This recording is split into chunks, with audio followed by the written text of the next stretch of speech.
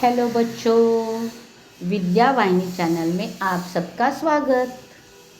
मैं संजीवनी शिंदे आज लेकर आई हूँ व्याकरण पाठ। व्याकरण पाठ में आज हम देखेंगे अव्यय। अव्यय के 2 वीडियो मैंने बनाए हैं, अव्यय भाग 1 और अव्यय भाग 2। बच्चों, यह व्याकरण का 8वां पाठ है हमारा अव्यय। अब इसके पहले हमने सव्यय और सव्यय के सारे भेद देखे हैं, उसके बाद हमने काल के भेद देखे हैं और अब अव्यय के भेद देख रही हूँ। अगर आपको सव्यय के बारे में कुछ देखना है तो अपलोड किए हुए वीडियो देखो और उसमें से जानकारी पा लो। अब देखेंगे अव्यय भाग 1। पहले देखेंगे शब्द भेद। शब्द भेद 2 प्रकार के होते हैं, सव्यय भेद और सव्यय शब्द और अव्यय शब्द। सव्यय शब्द में आते हैं संज्ञा, सर्वनाम, क्रिया, विशेषण और क्रिया। इनकी जानकारी इसके पहले हमने ली है। मैंने 4 संज्ञा का, 1 सर्वनाम का, विशेषण का और क्रिया का वीडियो अपलोड कर दिया है। आज हम देखने वाले हैं अव्यय शब्दों की जानकारी। अव्यय शब्द क्या होते हैं वह पहले देखेंगे। शब्दों के 2 भेद हैं, विकारी शब्द और अविकारी शब्द। विकारी शब्द यानी सव्यय और अविकारी शब्द यानी अव्यय। तो बच्चों, हमने सव्यय शब्द देखे हैं, अब हम देखेंगे अव्यय। उदाहरण, लड़की तुरंत आई, लड़का तुरंत आया। अगला वाक्य, लड़कियां तुरंत आई, लड़की तुरंत आएगी। अब देखो बच्चों, इसमें लड़की लड़का लिंग बदल दिया तो भी तुरंत में कुछ अंतर नहीं हुआ। लड़कियां लड़की लड़कियां वचन बदला तो भी तुरंत में कुछ अंतर नहीं आया। लड़की आई लड़की आएगी काल परिवर्तन किया तो भी तुरंत इस शब्द में कुछ अंतर नहीं हुआ। तो ऐसे जो शब्द होते हैं कि लिंग वचन काल के अनुसार कोई अंतर नहीं होता शब्दों में, वो शब्द अविकारी शब्द होते हैं, अव्यय शब्द होते हैं। लड़की तुरंत आती है, ये भी काल बदल कर दिया है। अब देखेंगे बच्चों, उपर्युक्त वाक्यों में तुरंत शब्द आया है। वाक्य में लिंग वचन काल कारक के अनुसार तुरंत शब्द पर कोई असर नहीं पड़ा है। प्रत्येक वाक्य में तुरंत शब्द वैसे का वैसा ही है, उसमें कोई बदलाव नहीं आया है, इसलिए तुरंत यह शब्द अविकारी है, इसे अव्यय कहते हैं।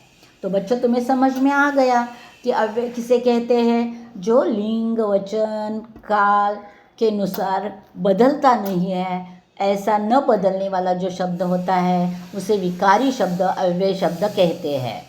अब हम देखेंगे अव्यय अविकारी शब्दों के भेद। चलो, शब्द भेद हमने देखा, सव्यय शब्द और अव्यय शब्द। सव्यय शब्द के भेद कौन से हैं वो पहले हमने देख लिया है। अब अव्यय शब्द के भेद देखेंगे। क्रिया विशेषण अव्यय, संबंध सूचक अव्यय, समुच्चय बोधक अव्यय, विस्मयादि बोधक अव्यय। इस प्रकार अव्यय के 4 भेद है बच्चों। अब 4 भेद कैसे पहचाने जाते हैं वह भी हम देखेंगे। सबसे पहले अव्यय अविकारी शब्द के भेद। उसमें सबसे पहला भेद है क्रिया विशेषण अव्यय। अब क्रिया विशेषण अव्यय किसे कहते हैं? जो अव्यय शब्द क्रियाओं की विशेषता बताते हैं, अर्थात जहाँ वाक्य में हमें पता चलता है कि क्रिया कैसे, कहाँ और कब हो रही है, वहाँ पर वह शब्द क्रिया विशेषण अव्यय कहलाता है। यानी जिस शब्द से हमें पता चलता है कि क्रिया कैसे हो रही है, कहाँ हो रही है अथवा कब हो रही है, इन प्रश्नों के उत्तर जिस शब्द से मिलते हैं वह शब्द क्रिया विशेषण अव्यय कहलाते हैं। तो बच्चों, जाते जाते एकदम आसानी से रखना, क्रिया के बारे में अधिक जानकारी देने वाले शब्द क्रिया विशेषण अव्यय। यह आपको याद रखना जरूरी है। क्या? क्रिया के बारे में अधिक जानकारी देने वाले शब्द क्रिया विशेषण अव्यय। उदाहरण 1, तुम अभी बाजार जाओ, घर के सामने बगीचा है, शायद मैं नहीं आऊँगा, खाने में आज क्या खाओगे, पापा बेहद खुश है। अब देखो इसमें बाजार जाओ, अभी, कब, अभी। घर के सामने बगीचा है, कहाँ, घर के सामने। शायद मैं नहीं जाऊँगा, कैसे, शायद। खाने में आज क्या खाओगे, कब, आज। पापा बेहद खुश है, कैसे है, बेहद खुश है। तो इसमें क्रिया के बारे में अधिक जानकारी देने वाले ये शब्द है, इसीलिए ये क्रिया विशेषण अव्यय है। उपर्युक्त वाक्यों में अभी, सामने, शायद, आज, बेहद ये रेखांकित शब्द क्रिया की विशेषता बताते हैं, इसलिए ये सारे शब्द क्रिया विशेषण अव्यय कहलाते हैं। क्रिया विशेषण अव्यय कुछ शब्द यहाँ दिए हैं, अगर आप याद रख सको, याद तो रखना मुश्किल है लेकिन बार बार पढ़ोगे तो आसानी से समझ पाओगे। आसपास, आजकल, सर्वत्र, परसों, जरा, बहुत, अचानक, केवल, मत, ठीक, भी, कदाचित, आगे, पीछे, अवश्य, धीरे धीरे, शायद, प्रतिदिन, एक एक, नित्य, किंचित, हर रोज, दूर, पहले, पास, अभी, आज, कब, बहुधा, अंदर, बाहर, ऊपर, नीचे आदि। ये सारे शब्द वाक्य में कहीं भी आए वो क्रिया विशेषण अव्यय होते हैं। अब देखेंगे क्रिया विशेषण अव्यय के भी और 4 भेद हैं, उनको हमें देखना है। तो देखेंगे हम क्रिया विशेषण अव्यय के भेद कौन कौन से हैं। पहला है कालवाचक क्रिया विशेषण, दूसरा है स्थलवाचक क्रिया विशेषण, तीसरा है परिमाणवाचक क्रिया विशेषण अव्यय और रीतिवाचक क्रिया विशेषण अव्यय। देखो कालवाचक यानी जो क्रिया का काल बताता है, स्थलवाचक यानी क्रिया का स्थल बताता है, परिमाण यानी नापने का कुछ साधन बताता है, और रीतिवाचक यानी जो रीति बताता है वह। हम देखेंगे एक एक की जानकारी देखते हुए आगे बढ़ेंगे बच्चों। हम क्रिया विशेषण अव्यय के भेद। पहला कालवाचक क्रिया विशेषण अव्यय। अब किसे कहते हैं कालवाचक क्रिया विशेषण अव्यय? जिस क्रिया विशेषण शब्द से क्रिया के होने के समय यानी काल का बोध होता है, बोध यानी ज्ञान, उन शब्दों को कालवाचक क्रिया विशेषण अव्यय कहते हैं। यह है सुबह मैं पाठशाला जाऊंगा। दूसरा है तुम आज भगवान की पूजा करो। शाम को मैं बाजार जाऊंगा। अगला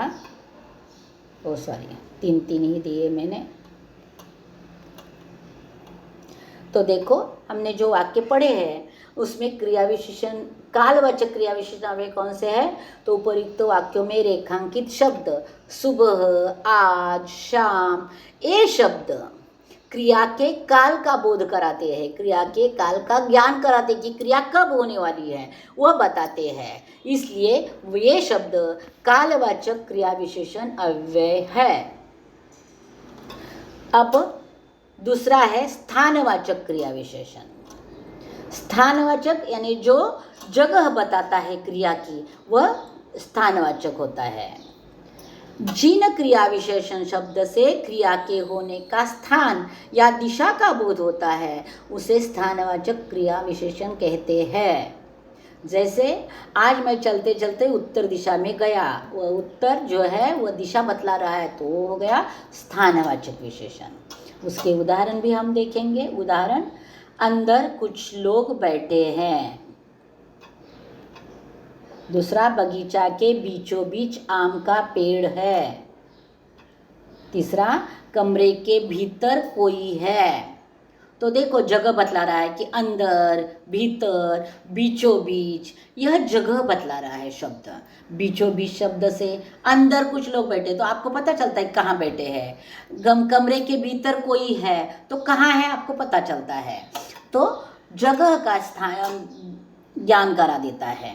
तो ये शब्द स्थानवाचक क्रिया विशेषण अव्यय होते हैं। उपर्युक्त वाक्यों में रेखांकित शब्द अंदर, बीचों बीच, भीतर एक क्रिया घटित होने के स्थान का ज्ञान कराते हैं, इसलिए यह शब्द स्थानवाचक क्रिया विशेषण अव्यय है। तो बच्चों समझ में आ गया, जिसमें जगह बताई जाती है क्रिया की, क्रिया होने की जगह, तो वह स्थानवाचक हो गया। अब तीसरा भेद है परिमाणवाचक क्रिया विशेषण। परिमाण यानी नापने का, तौलने का साधन, परिमाणवाचक क्रिया विशेषण। अब उसकी जानकारी हम लेंगे। जिन क्रिया विशेषण शब्द से क्रिया के परिमाण का बोध होता है उसे परिमाणवाचक क्रिया विशेषण अव्यय कहते हैं। जैसे कि कम, ज़्यादा, थोड़ा, अधिक, ये होता है ना। जैसे मैंने आज कम खाना खाया, मैंने आज थोड़ी ही नींद ली, यह जो है, ये शब्द जो है वह परिमाणवाचक क्रिया विशेषण अव्यय कहलाते हैं कि क्रिया के बारे में परिमाण दिखाते हैं। राम ने खाना कम खाया। तुम कितनी बातें करते हो? साइकिल ज़्यादा मत चलाओ। तो इसमें परिमाण दिया है, कितना, ज़्यादा, कम, बहुत, तो वो सारे परिमाणवाचक क्रिया विशेषण हो गए। उपर्युक्त वाक्यों में रेखांकित शब्द कम, कितनी, ज़्यादा, ये शब्द क्रिया का परिणाम दिखाते हैं, परिमाण दिखाते हैं, इसलिए ये शब्द परिमाणवाचक क्रिया विशेषण अव्यय कहलाते हैं। तो बच्चों हमें तीसरा भेद भी समझ में आ गया। अब क्रिया विशेषण का एक भेद बचा है जो है 4 नंबर पर, रीतिवाचक क्रिया विशेषण अव्यय। अब रीतिवाचक क्रिया विशेषण अव्यय किसे कहते हैं? तो जिन क्रिया विशेषण शब्द से रीति तथा विधि का बोध होता है, बोध यानी ज्ञान, उसे रीतिवाचक क्रिया विशेषण अव्यय कहते हैं। जैसे जल्दी जल्दी, धीरे धीरे, अचानक, विनयपूर्वक, ध्यानपूर्वक, झटपट, चुपके चुपके आदि शब्द रीतिवाचक क्रिया विशेषण के उदाहरण है। जैसे देखो रीति या विधि, यानी जैसे जल्दी जल्दी, धीरे धीरे रीति समझ में आ गई। नम्रता से मैंने उनको अभिवादन किया, तो वह नम्रता से जो नम्रता है वह हो गया रीतिवाचक क्रिया विशेषण अव्यय। इसके उदाहरण देखेंगे। रमा ने फटाफट काम पूरा कर दिया। गाड़ी धीरे धीरे चलती है। अथवा बच्चों ने जोर जोर से ठहाका लगाया। यह जो है फटाफट, धीरे धीरे, जोर जोर, यह हो गए रीतिवाचक क्रिया विशेषण अव्यय।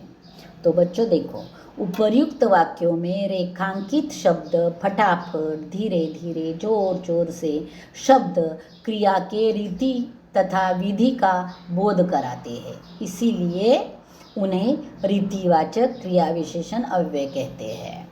तो बच्चों देखो, आज हमने क्या देखा? क्रिया विशेषण अव्यय देखा और क्रिया विशेषण अव्यय के 4 भेद देखे।